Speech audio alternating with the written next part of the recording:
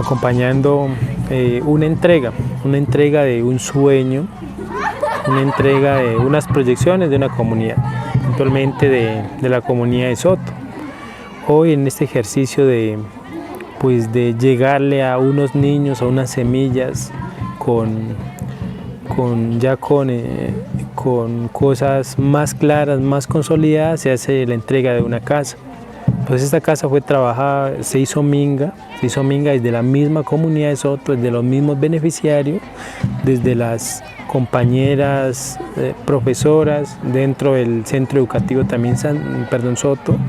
Los profesores también estuvieron en este ejercicio de hacer minga. Desde la autoridad también se le hizo minga para que hoy se pueda entregar una casa, donde se van a estar beneficiando unos niños de algunos pilotajes del nido lingüístico que tiene el territorio de Itacuelló, estos pilotajes que de alguna otra forma han empezado a dar impacto a nivel comunitario, donde el Nasayuhue es el foco principal para poder orientar, para poder fortalecer, para poder enraizar en las semillas.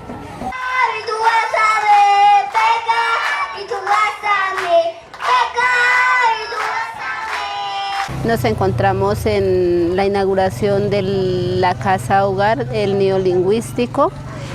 ¿Cómo se inicia esto? Se inicia primero con el mayor José, quien después nos acompaña desde otros espacios, el mayor Eliserio, Aideu Mensa y el Cabildo, quien hizo como que se enfocó en el proyecto. ¿Por qué se dio este proyecto? ¿Acaso es de que nosotros como hogares no teníamos una casa donde tener nuestros niños, entonces la cual veníamos pagando un arriendo? Viendo todas las necesidades que pasamos como padres de familia, nos unimos con el nido lingüístico y se vino como la proyección del nido Casa Hogar, digámoslo así. Y fue un proyecto en los cuales estuvo vinculado el Cuecuenuegues, estuvo la Junta de Acción Comunal y padres de familia, madres comunitarias de hogares y nido lingüístico. Eso se inició desde el año 2023, en el cual hoy nos hacen la entrega del lugar.